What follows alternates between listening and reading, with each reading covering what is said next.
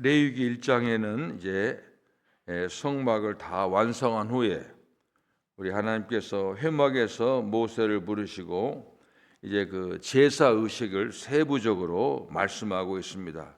특히 오늘 본문 레위기 1장은 번제라는 건 태운다는 제물을 태우는 이 번제에 관한 규례를 말씀해 주고 있습니다. 주로 그 번제에 쓰일 제물들은 소 그리고 양, 염소의 번제를 드리려고 하면은 제일 먼저 회막문 앞에서, 여기는 또 회막문 앞에서, 이게 성막이 아닙니다. 여기 보니까 회막문 앞에서 그 짐승의 머리 안수하고, 제일 먼저 안수하고 여호와 앞에서 잡는 게 아니라 죽인다는 거예요. 사람 잡네 하는 그 잡는 게 아니라 이 잡는 거예요. 그 뭐냐면 죽인다는 겁니다. 여호와 앞에서. 세 번째는 아론과 그 아들들이 피를 회막문에 뿌리고, 이 피가 중요합니다. 그 보통 우리가 짐승을 먹기 위해서는 가축 먹기 잡아서 피를 버리고, 그런데 이 제사의 가장 중요한 게 피입니다. 이게 누가 하냐면 제사장, 쉽게 목사들이 그걸 회막문 앞에 피를 뿌리는 겁니다. 그 다음에 번제물에 가죽을 벗기고 그 다음에 각든다. 이 각든다는 말은 소 같으면 그냥 뭐 껍질만 벗기는 게 아니라 다리 자르고 목 자르고 해서 이 좀 사각형 비슷하게 각을 뜬다고 하는 겁니다. 이게 그러니까 이 말은 완전히 이 제물이라고 하는 것은 완전히 죽는 거예요. 그러니까 제물이 뭐 살아날 수가 없고 완전히 죽는 겁니다. 이 각을 뜬다는 말은 그런 겁니다. 그리고 그 뜬 각과 머리와 기름을 나무 위에 벌려놓고, 나무를 쌓아놓고 벌려놓고, 그리고 이제 그걸 뜬 각하고 머리와 기름을 벌려놓고, 그리고 나서 그 다음에는 내장, 그 짐승의 내장을, 그 다음에 정강이, 그 무릎 그 정강이를 물로 씻은 다음에, 이게 다 그러니까 뭐 그 다음에 전부를 태우는 것이 바로 번제입니다. 이게 이제 번제의 그 제물을 하나님께 드리는 그런 그 순서입니다. 그래서 하나님께 드리는 제사는 하나님께서 원하시는 방법대로 드려야 돼요. 예배라고 하는 게 바로 그런 겁니다. 보통 보면은 예배는 항상 하나님이 이 성막을 만드시고 제사의 규례를 이게 사람이 정한 게 아니라 하나님이 그렇게 하라는 겁니다. 왜 짐승을 잡고 피를 뿌리고 하는 그런 모든 것은 하나님이 원하는 방식대로 하는 겁니다. 이게 다시 말하면 이것은 우리가 하나님의 그 말씀 중심에서 예수님의 구속의 은혜를 감사해서 드리는 것과 똑같이, 예배, 구약 예배나 우리 예배라고 하는 게 항상 우리 사람들이 그런 예배를 정하는 게 아니라 하나님이 말씀에 의해서, 그다음에 또 우리가 이런 예배 의식 같은 것도 사실은 뭐 누가 마음대로 하는 게 아닙니다. 그 예배에 들어갈 순서가 다 있잖아요. 예를 들면 우리가 대예배 때 어떤 데서 우리가 사도신경 똑같이 사도신경 이제 오늘은 뭐 맨날 하니까 그 좀 다른 걸로 하면 어떨까요? 또 이렇게 원할 수가 있는데 그게 아니에요. 똑같이 하는 겁니다. 그런 뭐 옛날에 제가 이제 그 강남대학에서 성찬식을 할 때 성탄식을 할 때 하여간 우리 교회가 하여간 장로님들이 성찬 의식에 대해서 그 얘기를 하더라고요. 한번 제 장로님들이 모여서 장로님들이 그 한 달에 한 번씩 모였거든요. 식사할 때 그 장로님 회의니까 저는 참석을 안 했어요. 그랬더니 이제 언젠가 한번 식사 초대해서 갔더니 그 식사하고 끝나서 장로님들이 그래요. 그러니까 밥 먹을 때는 밥 먹는 얘기만 해야지 거기서 이 교회 얘기하고 하면 그거 좀 불편한 거예요. 그러잖아요. 근데 무슨 얘기냐면 나를 밥 먹으러 오라고 하는 이유가 뭐냐면 자기 의견을 말하는 거더라고요. 이게 밥 먹을 때는 그냥 밥만 먹어야 돼요. 뭐 다른 회의를 하면 회의를 해야 되고. 근데 무슨 얘기냐면 성찬식을 우리 교회 성찬식 할 때 목사님하고 이렇게 부목사님하고 장로님하고 먼저 드리고 그리고 나서 우리가 배분하잖아요. 근데 어떤 우리 장로님들이 회의를 했는데 무슨 회의냐?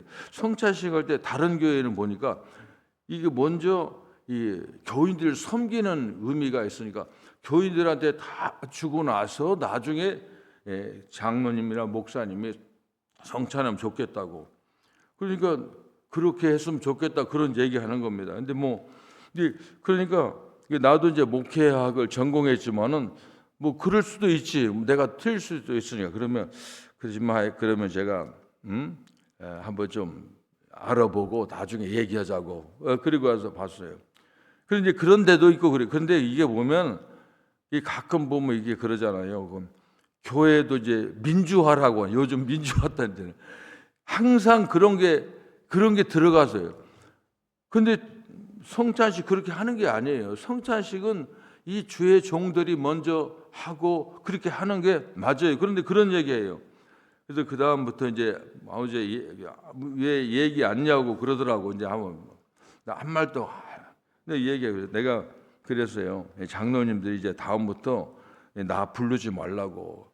밥 먹자고 해가지고 당신들이 뭔데 목회에 대해서 성찬에 대해서 예배라는 거 오늘 번제를 누가 정하냐면 하나님이 정하신 거고 예배 순서는 이런 것은 성찬 의식 같은 건 이 감리교도 마음대로 못해요. 그 교회 교단에서 규례 그리고 이거 의식 연구하는 분들이 굉장히 박사들이에요. 성경 연구하고 다른 이렇게 하는 거예요. 그렇게 하는 게 어디 있냐고. 이게 그런 게 내가 안 강한다고. 그다음에 내가 밥 먹으러 안 간 적이 있어요. 이게 무슨 말이냐면 예배라고 하는 것은 이 의식이라는 건 하나님이 정하신 거예요. 그러니까 항상 이렇게 쉽게 생각해가지고 그러다 보면 그런 얘기 하면은 이 교회가 질서가 안 되는 겁니다. 오늘 여기에 보면 바로 그런 겁니다. 예배가 인간의 종교적 욕구를 충족시키는 수단에 대해서는 결코 안 되는 겁니다. 하나님이 정하신 대로 하는 겁니다. 이게 인간은요 종교적 욕구가 있습니다. 옛날에 종교학에 그런 게 있거든요. 이 옛날 사람들도 우리 조상들도 예배를 드렸다는 거예요. 그게 어떻게 하냐면은 고고학자들이 옛날 사람 죽은 사람 해골 이렇게 보면은 그런 무덤에서 발굴해서 보니까는 해골들이 항상 누워 있는데 동쪽을 향하고 있다는 거예요. 그리고 해골에다 꼭 구멍을 뚫어놨다는 거예요. 그 사람들 연구하니까 이분들이 옛날 사람들도 종교심이 있는 겁니다. 그래서 우리가 사실은 나는 무종교라고 하지만 무종교도 종교예요. 그게 하나님 믿든지 다른 종교 믿든지 다 종교심이 있는 겁니다. 그러니까 예배를 누가 정하면 구약에는 번제는 하나님이 정했어요. 그리고 또 이제 신약에 와서는 많은 이제 목사님들이 학자들이 정하는 겁니다. 그러니까 내 자기의 종교적 욕구를 만족시키려고 예배드리는 게 아니라 이 법대로 법이 뭐예요? 율법 하나님이 그리고 우리 말씀대로 그렇게 하는 겁니다. 특별히 오늘 본문의 제사에서 번제에서 보면은 어떻게 예배를 드려야 할 것인가를 우리가 알 수가 있습니다. 좀 요약해서 말하면은 첫 번째 여기는 온전한 제사법이 뭐냐? 어떻게 하면 하나님께 아름다운 예배를 드릴 것이냐? 그런 거하고 이 번제를 통해서 두 번째는 그 다음에 이게 또 예배라고 하는 것은 하나님께 하나님을 높이는 거지만 또 중요한 건 하나님께 교제하는 의미가 있습니다. 그리고 또 인간과 인간의 교제하는 게 있어요. 그래서 교회라고 하는 것은 예배, 말씀, 교육, 친교, 봉사 이런 거 교회 얘기할 때 꼭 친교라는 게 있어요. 우리 예배라고 하는 걸 항상 보면 이 우리나라도 보면 이렇게 보면 우리나라도 의식 같은 거 하면은 한국 사람이 잘 먹는 설렁탕 있잖아요. 설렁탕. 어디 가보니까 그렇게 써 있더라고요. 이 설렁탕이라는 말이 선농당이라고 하는, 그러니까 우리나라 그 임금하고 백성들이 풍년제를 드린 거예요. 그 예배 의식을 한 겁니다. 그래서 이 설렁탕이라는 거 드리고 이 소를 잡아가지고 왕과 백성들이 함께 먹었다고 해서 그게 선농단에서 설렁탕이 됐다, 뭐 그렇게 써 있더라고요. 이게 맞는지 모르지만 하여간 옛날 사람들 뭐냐면 의식이라는 게 항상 이 친교가 중요한 겁니다. 토요일 날마다 이 백을 먹는 것도 아무것도 아닌 것 같지만은 이 교회 친교가 굉장히 중요한 겁니다. 근데 목사들은 그 친교가 좀 신경 써요. 왜냐하면 신교 때문에 좀 소리들이 나니까. 근데 어떻게 하면 소리 안 나고 잘할까, 이게 목사들의 관심입니다. 갈보리 교회도 이제는 안 했어요. 코로나 한 번도 안 하다 보니까 한 달에 2번씩 하기로 했대. 안 하고는 안 하는 거예요. 쉽게 말하면 이 왔다 갔다 이런 사람은 친교 안 하면 교회 안 나오는 사람이 있어요. 이제 이런 정도입니다.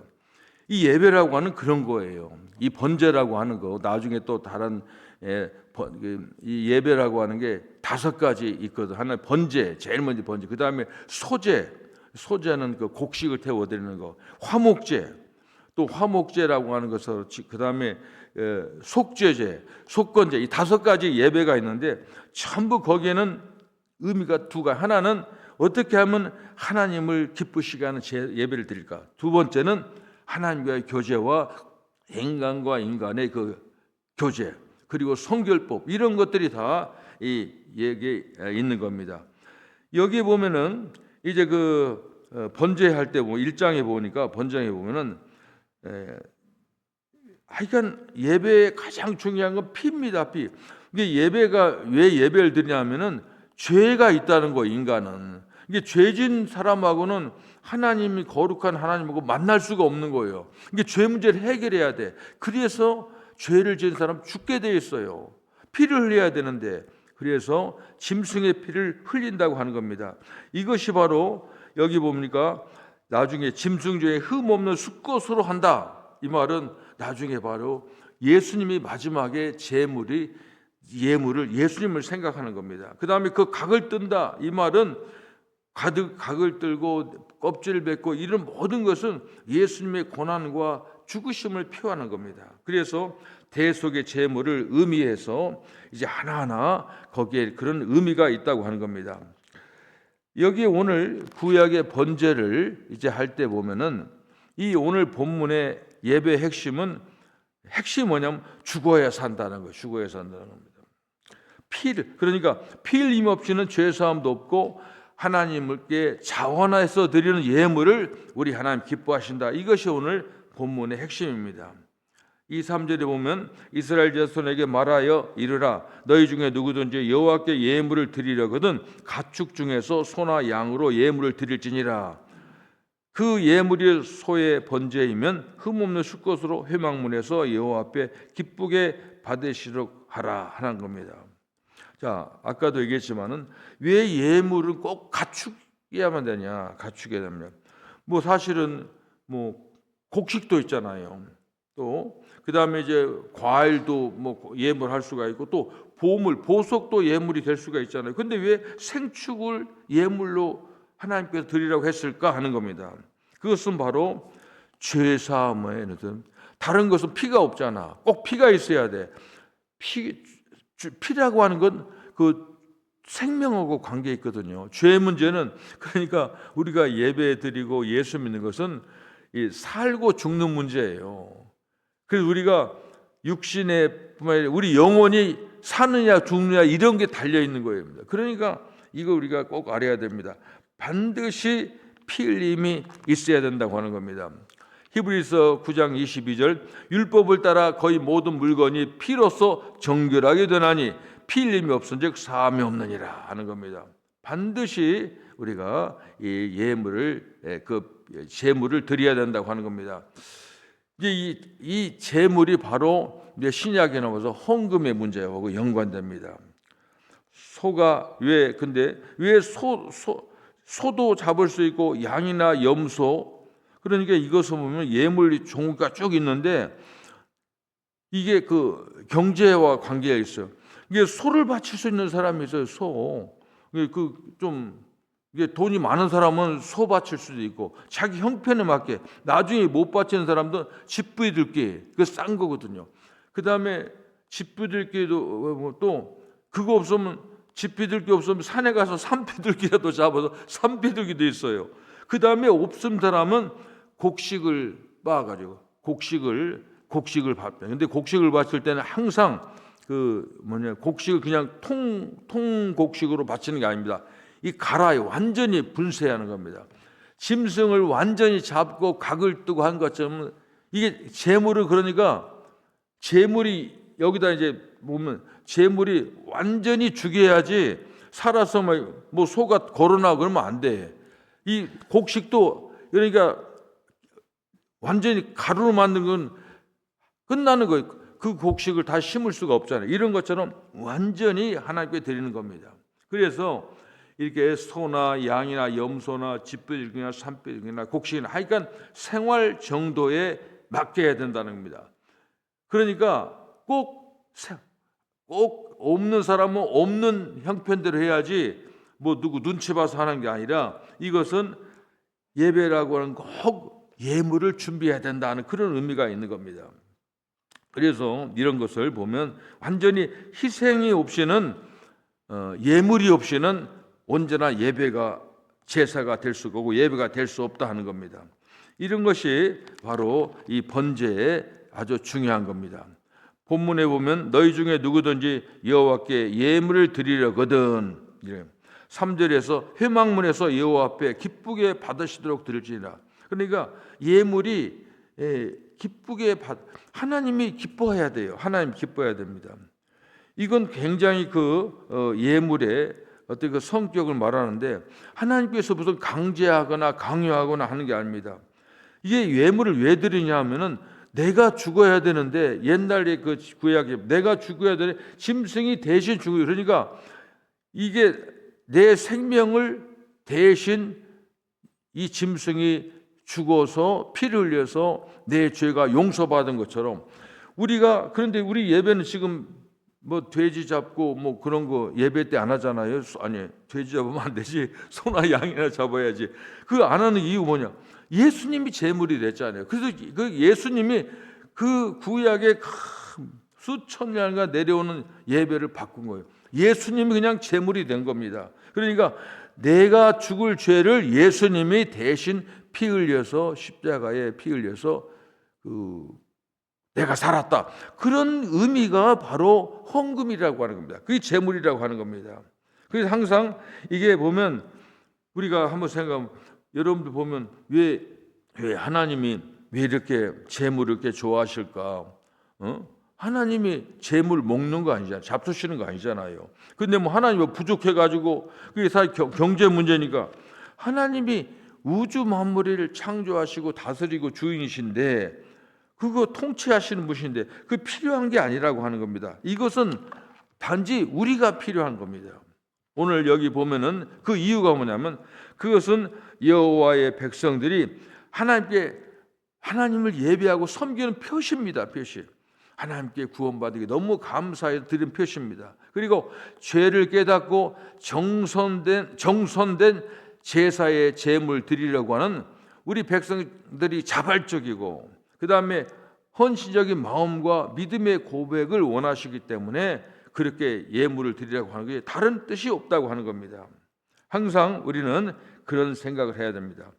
역대상 29장 9절에 보면 백성들은 자원하여 드렸으므로 기뻐하였으니 곧 그들이 성심으로 여호와께 자원하여 드렸으므로 다윗 왕도 심히 기뻐하니라. 이게 무슨 얘기냐면 다윗 왕이 다윗 왕이 예루살렘 성전을 제일 먼저 건축할 때 보면 다윗 왕이 돈 많아 가지고 뭐 전부 다 해서 다윗 왕이 혼자 딱 졌다. 돈 다 냈다. 그게 아닙니다. 나중에 오면은 우리가 그러니까 이 백성들한테 얘기하는 겁니다. 이게 다윗 왕도 머리가 좋으신 분이에요. 야, 너희들 말이야. 그 돈 그게 몇 푼 필요 없어. 내가 다 할 수 있어. 물론 할 수 있습니다. 그 당시에 모든 보물과 다 있죠. 그런데 다윗 왕이 하나님께 예물을 갖고 오라고 부탁을 했어요. 공고를 합니다. 그런데 이제 그 사람들이 기쁜 마음으로 갖고 와요. 그러니까 왕이 갖고 오라는데 안 갖고 오면 이 큰일 난다 그런 게 아니라 나중에 이 보니까 일하는 사람이 너무 물건이 많아 갖고 오라고 하니까 넘쳐나 일할 수가 없어. 왕한테 제발 좀 그만 갖고 오게 해주세요.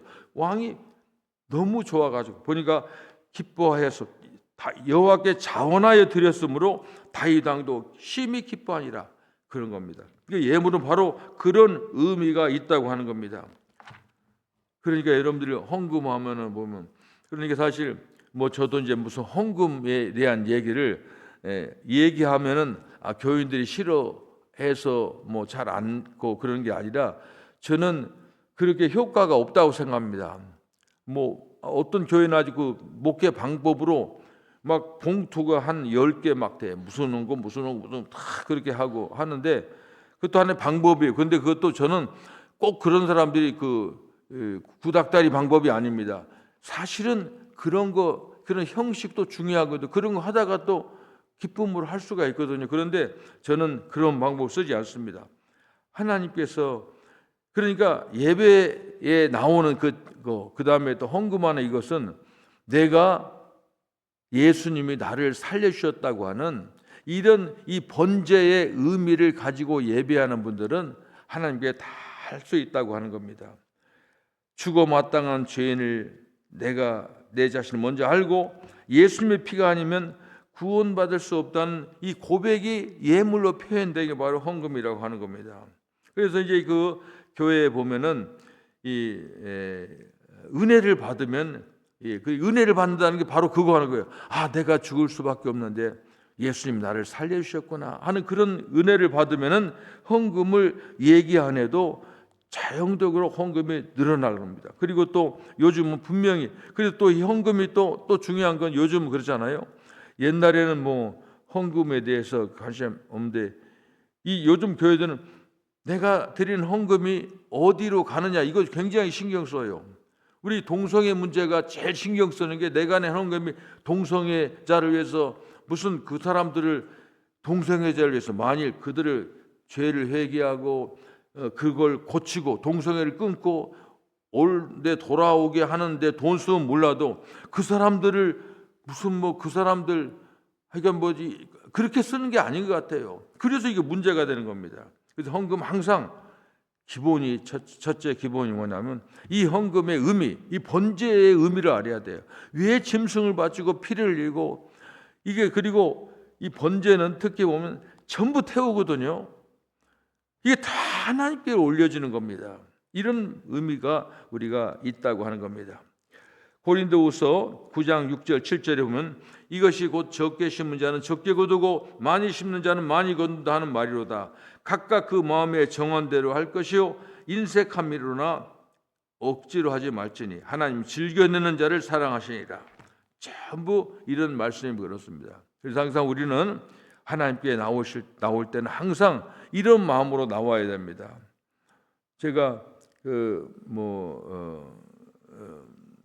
지난번에 어디 가서 요양원에 가서 이게 박원기 장로님 하는 그 요양원에 제가 한 근 1년간 봉사한 적이 있거든요. 제가 한 달에 한 번씩은 한 두 군데 이렇게 세 군데 이런 데 요양원에서 예배를 드렸는데 코로나 있기 전에. 근데 박원기 장로님 그 데이케어 센터에서 제가 매주 일주일에 한 번씩 예배를 드렸어요. 근데 가면은 그 헌금 시간이 있어요. 그분들이. 그래서 내가 그 헌금 끝나고 예배 보면은 그분들이 이 헌금을 모아가지고 한 달에 한 번씩 헌금 모아서 나한테 헌금을 주더라고요. 이게 뭐냐 했더니 어떤 권사님 그분이 돌아가셨는데 그분이 그래요. 예배에 헌금이 빠져서는 안 된다는 거예요. 그분 주장으로 해가지고 헌금을 해가지고 저도 하여간 그런 거 처음 받아봤고 그런데 근데 그걸 제가 몇 번 나는 사양하고 그랬는데 그분들이 이렇게 기억이 나요. 그 권사님 나는 그 권사님이 이 교회에 나오신 줄 알았더니 여기 나오신 분이 아니더라고요. 그러니까 이것은 헌금이라고 하는 항상 그렇게 그분은 옛날에 배운 대로 그런 거야. 예배는 그래가지고 뭐 모였다고 하면 뭐 그게 뭐 많은 돈이 아니지만 모여서 그 헌금의 의미가 이 번제라고 하는 겁니다. 죽는 거예요. 피 흘림이 없이는 사함이 없다고 하는 것처럼 번제는 헌금에는 피가 있어야 돼요. 예수님의 피를 생각하지 않고 헌금 드린다고 하는 건 형식적일 수가 있다고 하는 겁니다. 제가 또 이 보면 제가 이제 그 수지침을 이제 배우고 이제 수지침을 했었는데 이게 수지침을 손바닥에 놓으면요 이게 막 수비침만 막 20개 30개 많이 꼽거든요. 근데 그 뽑을 때 보면은 이 보면 어떤 데는 피가 안 나고 어떨 때는 피가 많이 나는 데가 있어. 피가 나는. 그래서 첫 번에 보면은 이게 서로 피 보면은 나도 조금 안 좋고 이 본인도 좀 놀래잖아요. 왜 피가 나오지? 근데 우리 침 배우는 가르치는 선생님이 그러더라고요. 피가 나와야 좋대. 피가 많이 나올수록 낫는다고 뭐 그런 얘기를 하더라고요. 그래서 그런데 지금 저도 이제 경험해 보니까는 그래서 나는 그 예수 믿는 사람이기 때문에 피 흘림이 없으면 사함이 없다 해서 나도 그래서 하여간 그 다음부터는 그 피를 저번에 좀 두려워하고 조금 혐오스럽고 그랬는데 그 다음부터는 이제 나도 침을 놓고 하고 다른 사람을도 이제 그렇게 할 때 피를 보면은 기분이 좋아요. 뭐 내가 왜냐하면 이게 치유가 된다는 그런 느낌입니다. 실제로 그렇습니다.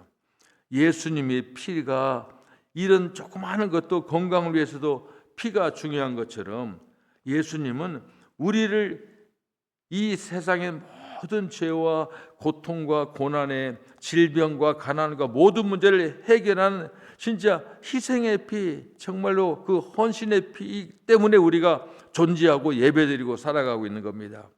이 번제를 보면서 우리가 우리 예배의 의미를 다시 한번 우리가 생각해야 됩니다. 그리고 하나님께 나올 때 우리가 이 무슨 그렇게 구약 예배는 얼마나 합리적입니까? 소 바칠 사람은 소 바치고 그 곡식 한 줌이라도 갖고 오라는 거예요. 자기 먹는 양식.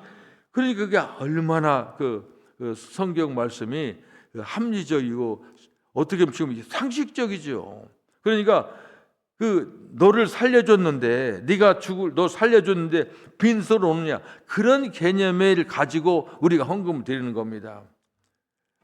제가 이렇게 보면은 이게 이렇게 보면은 교회에서 이렇게 보면은 옛날에 보면은 우리 교회에 막 항상 옛날 생각나면요 어떤 분이 그러더라고요. 어떤 분들이 우리 교회 이제 그 회계부에 일하는 그 집사님이 회계장로 교회 회계장로 대학에서 근데 그분이 한번 그래요. 목사님 아무게 그분은 101조네요. 101조. 그래서 그 무슨 말이가 했더니 이분이 월급 주는 사람이 다 아는 거예요. 보니까 그냥 쓰지 말지 11조 하고 딱 이렇게 내놓으니까 이 101조라는 거예요. 101조. 그러니까 그거 참 모르게 그렇게 헌금에 대해서 잘 가르쳐주지 못한 내 책임도 있겠지만은 그런 겁니다. 헌금은 절대로 여러분들을 불편하고 여러분들을 압박하고 그런 게 아닙니다. 한번 생각해 보라는 거예요. 옛날에 소와 양과 염소가 내가 죽을 죄를 대신 피를 흘려서 용서받은 것. 그것이 하나님 기뻐하시는 향기, 태울 때 하나님이 흠양하시는 향기라 했습니다. 예배드린다고 항상 그래요. 예배라고 하는 건 지금 그런 거예요. 지금 옛날에 만약 예수님 오시지 않았으면 지금도 우리 그냥 이 교회 옆에 복잡하게 막 염소 소리 잡아야 되고 얼마나 복잡해요. 예수님 단번에 자신이 제사장도 되시면서 제물이 되어가지고 우리를 구원해 주신 겁니다. 이게 예배예요. 그리고 우리가 감사해서 내 믿음의 분량에 맞게 정성껏 드리는 게 헌금입니다. 기도하겠습니다. 하나님 감사합니다. 번제를 통해서 예배의 의미와 헌금의 의미를 한번 생각해 보았습니다. 하나님 이 말씀이 우리의 은혜의 말씀이 되게 도와주옵소서. 우리의 마음에 참으로 기쁨을 주시는 말씀이 되기를 합니다. 그래서 하나님께 언제나 아름다운 예배, 귀한 예배, 하나님 받으시는 예배, 그리고 귀한 예물을 드릴 수 있는 저희들 될 수 있도록 하나님 도와주시옵소서. 예수님의 이름으로 기도합니다. 아멘.